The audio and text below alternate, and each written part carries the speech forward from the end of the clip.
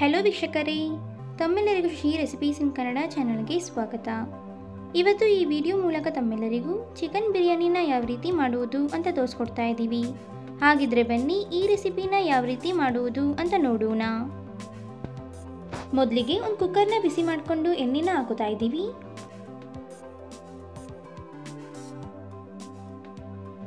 ಎಣ್ಣೆ ಬಿಸಿಯಾದ ನಂತರ ಮಸಾಲ ಪದಾರ್ಥಗಳನ್ನ ಸೇರಿಸ್ಕೊಳ್ಳೋಣ.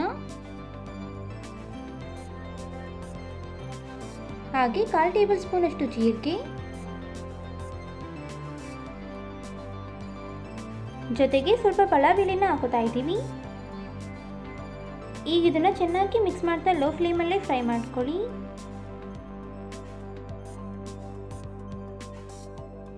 ಈಗ ಇದಕ್ಕೆ ಕಟ್ ಮಾಡಿದಂತಹ ಈರುಳ್ಳಿನ ಹಾಕೊಳ್ಳೋಣ.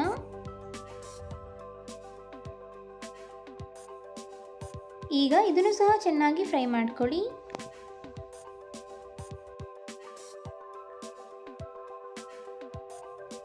ನೋಡಿ, ಈ ರೀತಿ ಚೆನ್ನಾಗಿ ಫ್ರೈ ಮಾಡ್ಕೋಬೇಕು. ಈಗ ಇದಕ್ಕೆ ಕ್ಲೀನ್ ಮಾಡಿದಂತಹ ಚಿಕನ್ನ ಸೇರಿಸ್ಕೊಳ್ಳೋಣ.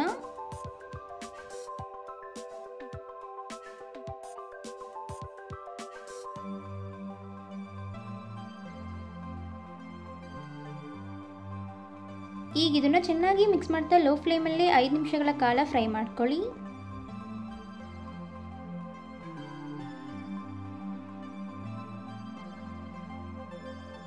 ಈಗ ಇದಕ್ಕೆ ಸ್ವಲ್ಪ ಅರಿಶಿಣನ ಹಾಕೊಳ್ಳೋಣ. ಜೊತೆಗೆ ಸ್ವಲ್ಪ ಉಪ್ಪನ್ನು ಸಹ ಹಾಕುತ್ತಾ ಇದ್ದೀವಿ. ಈಗ ಮತ್ತೊಮ್ಮೆ ಚೆನ್ನಾಗಿ ಫ್ರೈ ಮಾಡ್ಕೊಳ್ಳೋಣ.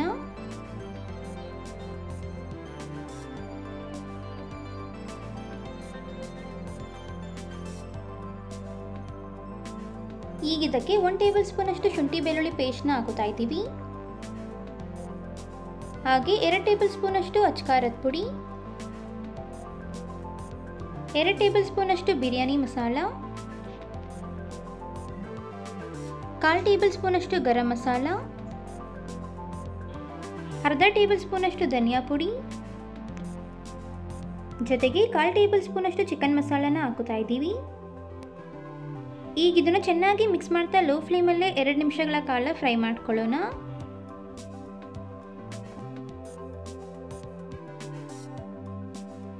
ಎರಡು ನಿಮಿಷಗಳ ಕಾಲ ಫ್ರೈ ಮಾಡಿದ ನಂತರ ಕಟ್ ಮಾಡಿದಂತಹ ಟೊಮ್ಯಾಟೋನ ಹಾಕುತ್ತಾ ಇದ್ದೀವಿ.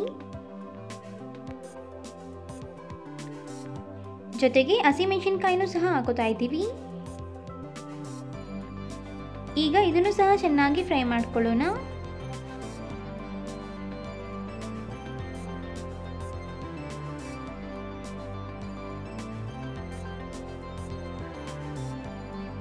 ಈಗ ಇದಕ್ಕೆ ಸ್ವಲ್ಪ ನೀರನ್ನ ಹಾಕೊಂಡು ಮಿಕ್ಸ್ ಮಾಡ್ತಾ ಫ್ರೈ ಮಾಡ್ಕೊಳ್ಳೋಣ.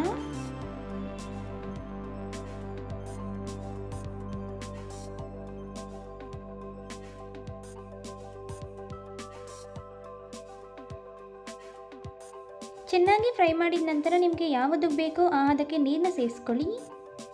ನಾವಿಲ್ಲಿ ಅಕ್ಕಿನ ಮೊದಲೇ ನೆನೆಸಿದ ಕಾರಣ 2 ಗ್ಲಾಸ್ ಅಷ್ಟು ಅಕ್ಕಿಗೆ 3 ಗ್ಲಾಸ್ ಅಷ್ಟು ನೀರನ್ನ ಹಾಕುತ್ತಾ ಇದ್ದೀವಿ. ಹಾಗೆ ರುಚಿಗೆ ತಕ್ಕಷ್ಟು ಉಪ್ಪನ್ನು ಹಾಕುತ್ತಾ ಇದ್ದೀವಿ. ಹಾಗೆ ಸ್ವಲ್ಪ ಪುದೀನ ಸೊಪ್ಪು, ಜೊತೆಗೆ ಸ್ವಲ್ಪ ಕೊತ್ತಂಬರಿ ಸೊಪ್ಪನ್ನು ಹಾಕುತ್ತಾ ಇದ್ದೀವಿ. ಈಗ ಇದನ್ನ ಚೆನ್ನಾಗಿ ಮಿಕ್ಸ್ ಮಾಡ್ಕೊಳ್ಳೋಣ.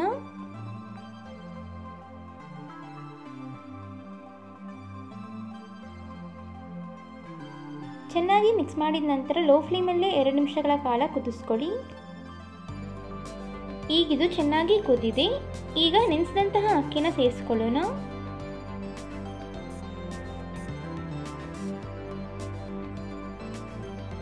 ಅಕ್ಕಿನ ಸೇರಿಸಾದ ನಂತರ ಒಮ್ಮೆ ನಾಜೂಕಾಗಿ ಮಿಕ್ಸ್ ಮಾಡ್ಕೊಳ್ಳೋಣ.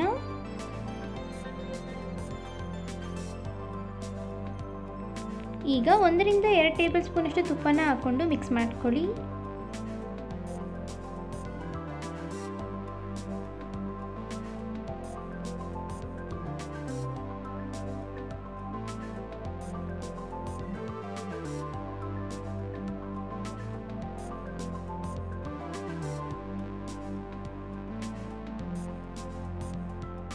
ಚೆನ್ನಾಗಿ ಮಿಕ್ಸ್ ಮಾಡಿದ ನಂತರ ಒಂದು ಲಿಡ್ನ ಕ್ಲೋಸ್ ಮಾಡಿ ಲೋ ಫ್ಲೇಮಲ್ಲಿ 5 ನಿಮಿಷಗಳ ಕಾಲ ಹಾಗೆ ಬಿಡಿ.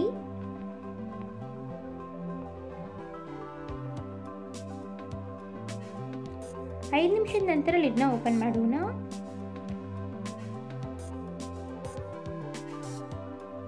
ಈಗೊಮ್ಮೆ ನಾಜೂಕಾಗಿ ಮಿಕ್ಸ್ ಮಾಡ್ಕೊಳ್ಳಿ.